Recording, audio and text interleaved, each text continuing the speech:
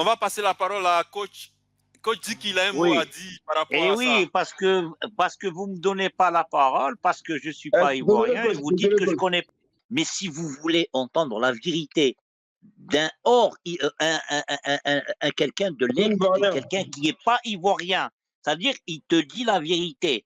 Emers Faye, franchement, même en Coupe d'Afrique, on a vu, parce qu'il faut voir, en prenant l'excellent joueur, l'excellente carrière qui a fait Serge Aurier, il a joué dans des grands clubs, tout le monde est d'accord, mais on l'a vu en Coupe d'Afrique, mes frères. Je me dis qu'un Crasso, on sait tous qu'il a apporté quelque chose. Certes, il n'a pas eu peut-être l'efficacité qu'on voulait tant, mais on sait que Crasso, il a été quand même utile. Il par le sens de déplacement, par sa finesse technique. Et lorsqu'on regarde le foot, on sait que ce joueur-là, c'est quand même un bon joueur. Maintenant, je dirais Amad. Moi, Amad, comme je vous avais dit précédemment, on connaît tous le potentiel du garçon. Moi, je pense que je ne suis pas d'accord avec le fait qu'il dise ça. Parce que ce qui fait la différence d'un joueur, la confiance qu'il a en tant que buteur, là, que ce soit en première, deuxième nationale, tant que le joueur est en confiance, il marque là. C'est ça qu'on a besoin de l'équipe nationale. Donc, il aurait pu être appelé. Donc, regarde, lui, on peut encore dire pourquoi il n'a pas appelé, parce que c'est un choix du sélectionneur. Mais le fait qu'ils disent qu'il joue à un niveau moins, moi, je ne suis pas d'accord. C'est la confiance du joueur qui va apporter à l'équipe nationale. Donc, si c'est un buteur, il marque, quel que soit le niveau, l'équipe nationale, il va apporter un plus. Si c'est question de chance, je pense que Konaté Karim il a eu sa chance, hein, tout comme Crasso aussi qui a eu sa chance. Konaté Karim, on reste toujours sur notre fin, en fait. Et puis, je vais dire, le profil de Konaté Karim, on en a beaucoup. Et puis maintenant, il y a le doyen, là. Tu parles de Serge Aurier. Serge Aurier. Ce monsieur-là, j'ai eu beaucoup d'admiration pour lui en Coupe d'Afrique en 2015, quand ils ont remporté, là.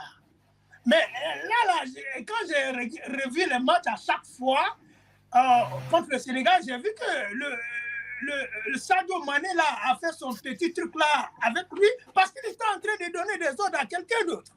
Et je pense qu'il ne devrait pas avoir de problème de donner sa chance à d'autres personnes, à d'autres plus jeunes que lui. Même si chez moi, pour moi, l'âge, ce n'est pas un facteur d'exclusion. Mais ce que j'ai dit, il va falloir qu'on s'auto-évalue et puis bon, on regarde ses performances, sa compétitivité, et puis bon, on prend la bonne décision, tel que l'autre Max Gradel, lui, il a dit carrément, il dit c'est fini là. Avant de continuer cette vidéo, j'aimerais dire ceci. Les statistiques nous montrent que plus de 80% de ceux qui regardent nos vidéos ne se sont pas encore abonnés. Abonnez-vous si ce n'est pas encore fait. Et si c'est la première fois que vous nous découvrez à travers cette vidéo, abonnez-vous.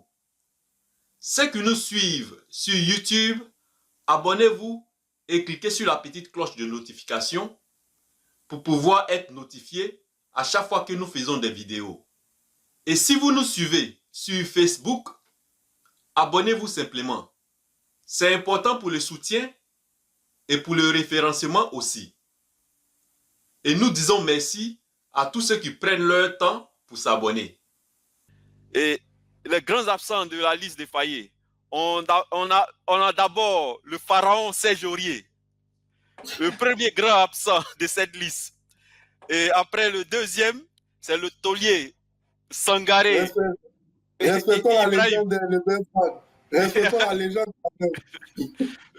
Oui, on a le taulier Sangaré Ibrahim.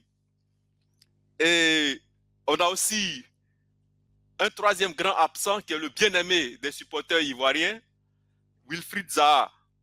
Christian Kwame, on a Crasso et Jonathan Bamba et puis Karim Konaté. On a aussi Eric Bailly, un des grands absents de cette liste.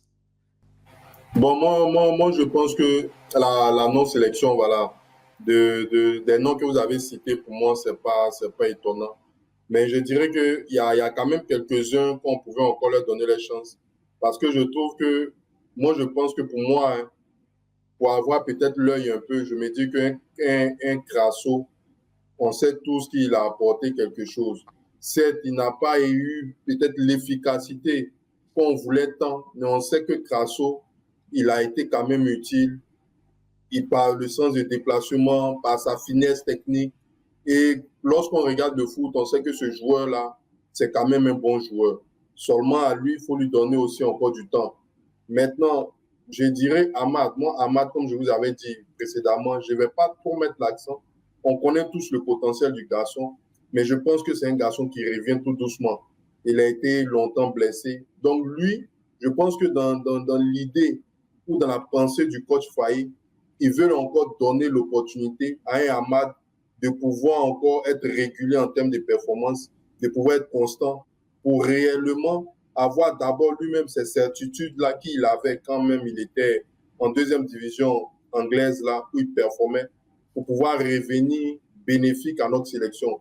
Donc pour Amad, je me dis que lui laisse encore toute la latitude de pouvoir s'exprimer en termes de, pour maximiser en termes de confiance. Maintenant, quand je prends un Karim Konaté, pour moi, le problème de Karim Konaté, il doit encore s'aguerrir, peut-être avec les U20, parce que c'est un joueur, quand vous le voyez, on sent qu'il manque encore une griffe d'os, parce que physiquement, ça reste à désirer.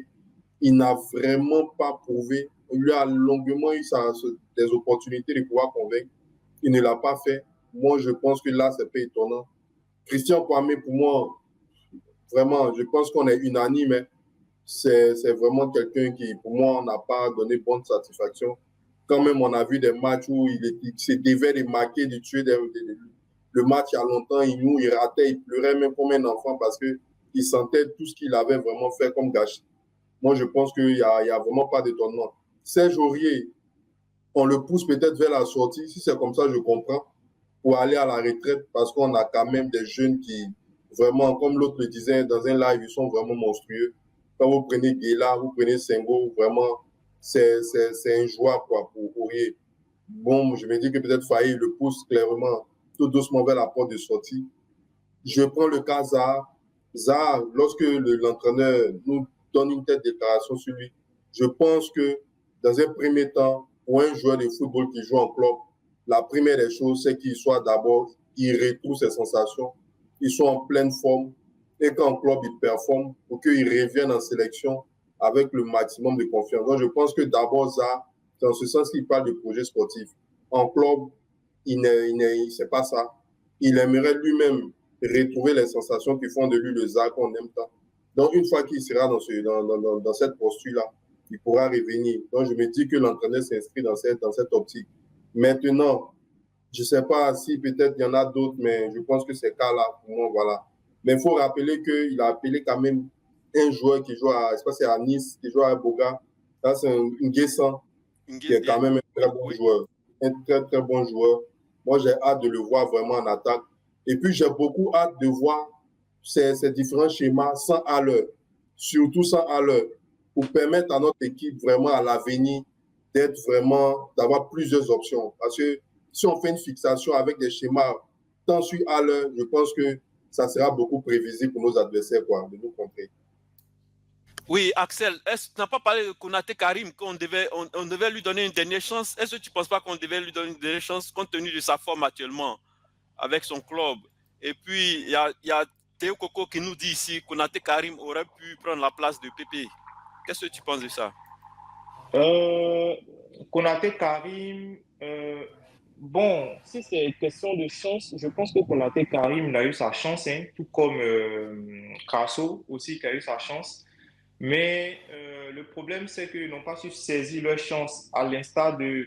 Bon, quand on prend un joueur comme Diakité Oumar, par exemple, ou même, comment il s'appelle, Adingra, qui étaient des joueurs au début qui ne partaient pas forcément titulaires, mais ils ont saisi la chance qu'on leur a donnée et aujourd'hui, ils sont en équipe nationale. En tout cas, s'ils continuent comme ça, ils seront là pour longtemps. Konaté Karim, on reste toujours sur notre fin, en fait. Et puis, je vais dire le profil de Konaté Karim, on en a beaucoup. La dernière fois quand on avait parlé, j'avais évoqué le nom de Lat. Je crois que certains me disaient que Lat, c'est trop tôt et tout.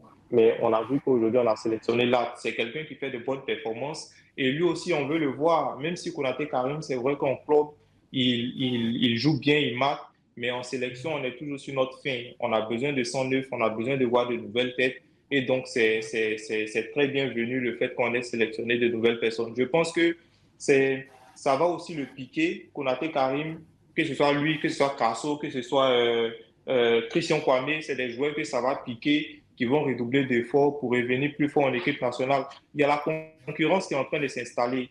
Et quand la concurrence s'installe, l'équipe ne peut que monter, en fait. Donc, c'est une très bonne chose. Voilà. Zaha, lui, je crois qu'il a été honnête avec lui-même, je pense, puisqu'il a dit que vraiment, il a la tête ailleurs.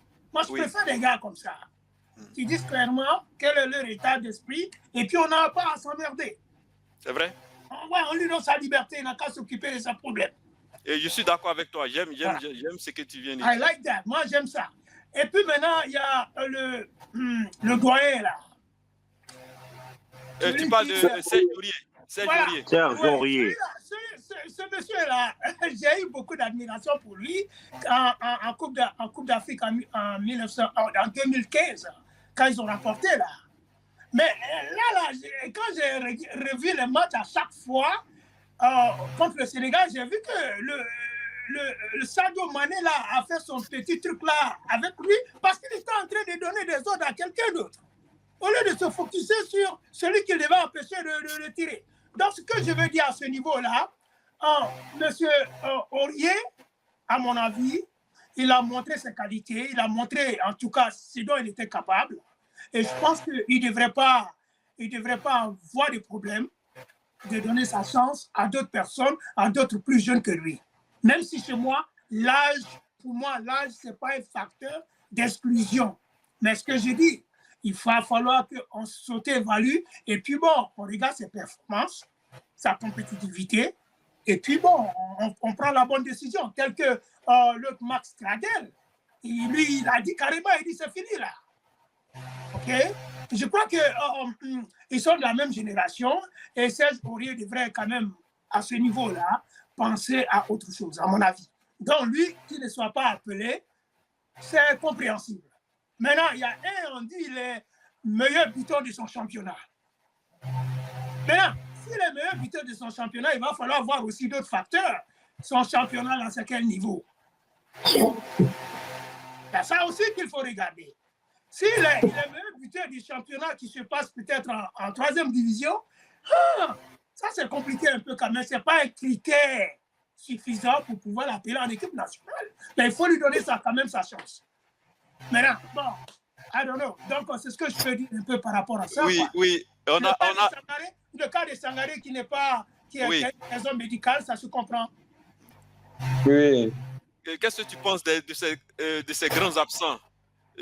Personne n'a parlé de Eric Bailly. Est-ce que c'est encore un footballeur? Bailly me fait penser ses performances en Espagne. Bailly me fait penser à Cotonou. Le football a changé. Cotonou a pris sa place définitivement, c'est fini. Il reviendra plus en équipe nationale. Donc, Bailly, merci. Comme tu il est dépassé, c'est l'ancien modèle là. Il a des problèmes de santé, il ne tient pas physiquement. Non, il faut avancer. Aujourd'hui, le football est moderne. Aujourd'hui, il fallait mettre qu'on soit à la nouvelle vague. Il faut avancer là. On prend les gens qui sont compétents. Maintenant, concernant le frère qui parlait du joueur qui est dans un championnat de moindre niveau là.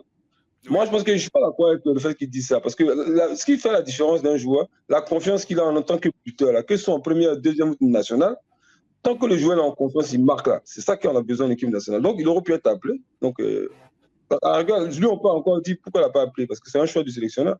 Mais le fait qu'ils disent qu'il est à un niveau moindre, moi, je ne suis pas d'accord. C'est la confiance du joueur qui va apporter à l'équipe nationale. Donc, si c'est un buteur, il marque, quel que soit le niveau, l'équipe nationale, il va apporter un plus. Et les joueurs qu'il a appelés, de nouveaux joueurs, c'est des joueurs qui font des différences, un peu comme un Nguessan. Quand il rentre, il est souvent remplaçant, mais il fait des différences. La Côte d'Ivoire a besoin de ça.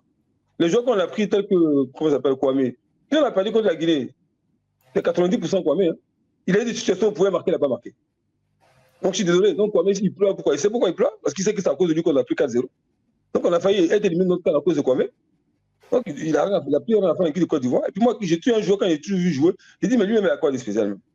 Je ne sais pas si c'est un attaquant, s'il est milieu. Je ne sais pas, il ne pas au défenseur. Donc, c'est pas si parce qu'il est gentil dans les vestiaires, on le prend. À un moment, il faut arrêter. La Côte d'Ivoire, il y a des joueurs plus compétents que ça. On respecte l'équipe nationale. Donc, là-dessus, qu'il ne soit pas là, c'est normal, c'est une logique. Comme il a gagné la CAN, on l'a pris encore une fois, mais là, en club, il fait quoi? Il fait rien du tout. Non, il faut prendre des joueurs qui performent en club. Pour jouer une équipe nationale, là, il faut performer, il faut être décisif. Si tu n'es pas décisif, on ne t'appelle pas. Donc, faire MR, c'est dans la logique de tous les grands sélectionneurs, tout simplement. Et moi, je ne doute même pas. Les joueurs qui sélectionnent ou pas, qui sélectionnent ou qui ne sélectionnent pas, moi, je lui fais confiance aveuglément. Ok, on va passer la parole à coach. Coach dit qu'il a un mot à dire par rapport à ça. Oui, parce que vous ne me donnez pas la parole, parce que je ne suis pas ivoirien, et vous dites que je ne connais pas. Et vous dites, non, je rigole. Non, je rigole. Mais je rigole. C'est le coach quand même. Donc, vas-y, fais le choix. Non, écoutez. Moi, c'est juste, je rigole. Mais si vous voulez entendre la vérité d'un quelqu'un de quelqu'un qui n'est pas ivoirien, c'est-à-dire il te dit la vérité. Moi, je vais vous dire, Emers Faé, franchement, même en Coupe d'Afrique, on a vu, parce qu'il faut voir, en prenant l'excellent joueur, l'excellente carrière qui a fait Serge Aurier, il a joué dans des grands clubs, tout le monde est d'accord, mais on l'a vu en Coupe d'Afrique, mes frères. C'est quelqu'un qui a du mal à revenir. Moi, je trouve qu'il prend du poids. Il a du mal à revenir quand on n'a pas le ballon. Je l'ai vu en Coupe d'Afrique. Franchement, c'est un très grand joueur. Je pense que aussi le retrait de Zaha aussi, les gars, ça fait plusieurs 4-5 ans. Il change beaucoup de clubs. Il est instable. Malgré que c'est un très grand joueur, il a fait des grands clubs. Mais là, je pense que Emers Faé, il veut injecter du sang neuf. Les gars, la Coupe du Monde, les éliminatoires, ça n'a rien à voir avec la CAN. Je le redis, peut-être que vous allez me fusiller, mais c'est la vérité, les gars. Là, Emers Faé, il joue la carte jeunesse, tout en laissant les cadres. Vous savez, un joueur que vous n'avez pas, vous le négligez comme Série. Série d'expérience, très bon milieu de terrain. Ça, vous ne parlez pas beaucoup de Série. Il a fait aussi les grands clubs. Ça, c'est un joueur, un pion dans l'échiquier d'Emers Faé. Il est très important. Moi, je trouve que l'entraîneur, la liste a à peu près, il a d'excellents joueurs. Maintenant, il faut voir, vous n'avez pas parlé de la situation de la Côte d'Ivoire au classement. Combien de points? Quel est l'adversaire qui peut titiller la Côte d'Ivoire? Je ne sais pas, moi, je n'ai pas vu le classement. Je sais que la Côte d'Ivoire, je pense, à mon avis, ils sont premiers du groupe. C'est ça, les gars? Oui. Nous sommes premiers du groupe avec 6 points, mais le Gabon aussi est en tête, puisque le Gabon aussi a 6 points. Les deux équipes ont 6 points, mais on en tête simplement avec le goal différentiel. Donc, le Gabon et la Côte d'Ivoire sont en tête avec 6 points. Et la prochaine rencontre, c'est nous jouons à domicile contre le Gabon. Donc, c'est une opportunité pour nous. C'est un match très important pour donner de la confiance. Oui. C'est déjà. Tout à l'heure, si on revient tout à l'heure, je n'étais pas d'accord sur mon frère, je ne sais pas qui c'est qui a dit que tout à l'heure, juste ça. Emers Faé, c'est vrai qu'il a joué le haut niveau. Mais les gars, entre joueurs, le haut niveau et s'asseoir sur un banc, c'est très différent. Je n'ai pas dit que Emers Faé, ce n'est pas un très bon sélectionneur. C'est un jeune sélectionneur. La Côte d'Ivoire, la CAN à domicile, les supporters, malgré que Emers Faé, il a beaucoup donné, il a tout compris, Gassé, il est parti, mais c'est vrai que Faé a terminé le boulot. Je suis d'accord avec vous. Mais les gars, il faut comparer l'équipe, surtout le sélectionneur, en dehors de la Côte d'Ivoire. C'est là où il faut voir les capacités. Oui, coach. Voilà. Mais avant de comparer l'équipe en dehors de la Côte d'Ivoire, il faut d'abord se qualifier pour la Coupe du Monde. C'est clair. Ah, mais franchement, vu le groupe, la seule sélection qui peut un petit peu gêner la Côte d'Ivoire, c'est bien le Gabon. Pour moi, la Côte d'Ivoire, ils vont se qualifier pour la Coupe du Monde. Coach, point d'Algérien, tu ne peux pas parler comme ça. Hein. Point d'Algérien, tu ne peux pas parler comme ça. Nous sommes d'accord, c'est notre souhait. Serge, je vais dire rapidement à coach que c'est notre souhait que la Côte d'Ivoire se qualifie pour le mondial, mais je ne veux pas que notre équipe nationale approche chaque match de ce groupe F en se disant que nous sommes déjà qualifiés pour la Coupe du Monde, comme coach le veut. Si nous approchons chaque match avec cet état d'esprit, on serait surpris. Il n'y a plus de petites équipes en Afrique. La CAN nous a montré qu'il n'y a plus de petites équipes en Afrique. C'est vrai. Donc chaque match, on doit approcher chaque match comme une finale. Je suis dans un an quand même d'avis avec ce que coach dit. C'est que c'est vrai, c'est deux réalités différentes, pardon. La Coupe du Monde et puis voilà, la Coupe d'Afrique. Faye, là où aussi on l'attend, moi je le disais aussi dans un live, c'est sur la scène internationale. Sa capacité à pouvoir se réinventer et puis à pouvoir montrer une autre image de la Côte d'Ivoire qu'on ne connaissait pas. Mais ça, je pense qu'il est déjà sur le bon chemin. D'aucuns diront que c'est deux choses différentes. Même en battant l'équipe de l'Uruguay face à Bielsa, on sait tous qu'il est un très grand tacticien. Il a su montrer aussi que lui, Faye, il est un bon tacticien. Mais où je voulais rebondir, c'est que c'est vrai, moi je pense que Faye essaie de créer un collectif très fort lorsqu'il fait appel quand même à ces jeunes joueurs-là qui sont performants, parce que n'oublions pas que pour pouvoir appeler des joueurs, on se base sur les joueurs les plus performants du moment. Et il s'appuie beaucoup plus sur la qualité de ces joueurs-là qui sont bien entendu performants, mais pour créer vraiment un véritable noyau, mais un collectif très fort, au point où il n'y a pas d'individualité réelle qui sort du lot. Parce qu'on a toujours vanté cette Côte d'Ivoire-là, c'est vrai, d'être une très bonne équipe, mais lors de la Coupe du Monde, on a plutôt montré des individualités plutôt qu'un collectif. On se rappelle bien, moi, ça m'a fait vraiment mal, une Coupe du Monde où on se devait ne serait-ce que faire nul. On a été battu par la Grèce. Pourquoi? Parce que là encore, c'est des échecs à apprendre. Et c'est des échecs aussi qui servent. Donc, je pense que pour ma part, le choix des Faye actuellement, que ce soit aussi les jeunes joueurs comme Nguessan, comme Lat, même comme encore Nicolas Pepe qui est là, même les Amad Diallo, les Mohamed et autres, j'en passe, et même les Ndika, je pense bien que pour moi, c'est de créer un collectif fort et puis vraiment avoir une véritable ossature à travers quelques cadres. Je dis bien quelques cadres, comme il a cité, c'est vrai, Seriange Michael, il faut citer Kessé, Sekou Fofana. Vraiment, pour moi, ces cadres-là, il va s'appuyer quand même sur quelques-uns, mais en ayant toujours un regard sur des joueurs comme Zaha. Je dis bien sûr des joueurs comme Zaha, parce qu'à la Coupe du Monde, on a besoin de toutes nos forces. Donc, ils vont dire, c'est vrai, ils n'ont pas été là, on a performé. Mais comme le dit aussi coach, et là, je suis d'avis, le mondial, c'est une autre réalité. Une autre réalité, vraiment. Ok. Oui, Alassane. Oui, c'était pour ajouter quelque chose un peu. Pour dire qu'il y a certains points de coach avec lesquels je suis d'accord. Je crois qu'il y a mon ami qui a touché tous ces points-là. Mais moi, je pense que il va falloir que les gens évitent d'être trop triomphalistes par rapport à ce qu'on a réalisé en Coupe d'Afrique pour pouvoir faire une certaine projection en Coupe du Monde. Les réalités sont différentes. OK? Ça, c'est quelque chose qu'il va falloir et dont il va falloir tenir compte. Il y a un élément que le coach a dit qui est important ici, il me semble, et moi je crois, c'est ce que moi je crois parfaitement, que Immers est dans un processus, n'est-ce pas, de confirmation. C'est ce que moi je crois. Voilà pourquoi moi je pense qu'il se projette, il y a une certaine projection qui se fait dans le futur en appelant ces jeunes joueurs-là.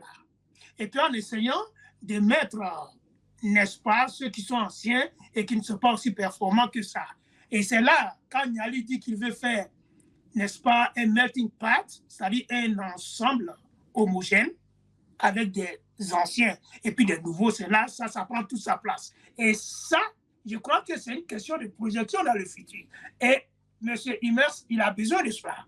Et l'équipe ivoirienne nationale a besoin de cela. Ça, c'est très important. Maintenant, la Coupe du Monde est une réalité et c'est lorsqu'on y arrive qu'on découvre la réalité qui est là-bas. Mais pour le moment, les éliminatoires sont, n'est-ce pas, concernant les localités, c'est-à-dire l'Afrique, l'Europe, ainsi de suite, c'est pas mélangé. Donc, quand on sera en Coupe du Monde, ça, c'est une autre réalité. Ça, c'est clair et net. Donc, il va falloir mettre tout ça ensemble et puis considérer que on est d'abord dans un certain processus d'évolution et de construction, surtout d'une grande équipe. Moi, c'est ce que je pense qu'il faut tenir compte de ça, quoi. Ça, c'est le point de coach que je partage beaucoup. Oui. Attends, est-ce qu'il y a... Herbert. Oui, Herbert. Voilà, moi je suis d'accord avec ce que M. Alassane, Niali et coach également viennent de dire, parce que c'est vrai que érolé de notre résultat à la CAN, aujourd'hui, quand certains spécialistes ivoiriens tout de suite se voient en train de soulever le trophée mondial. Moi je pense qu'il faut accorder du temps. D'abord, c'est ce que M. Faye Mess fait. Il essaie quand même de construire son équipe, de trouver les personnes à certains postes, même de doubler et d'apporter une certaine saine concurrence en équipe nationale.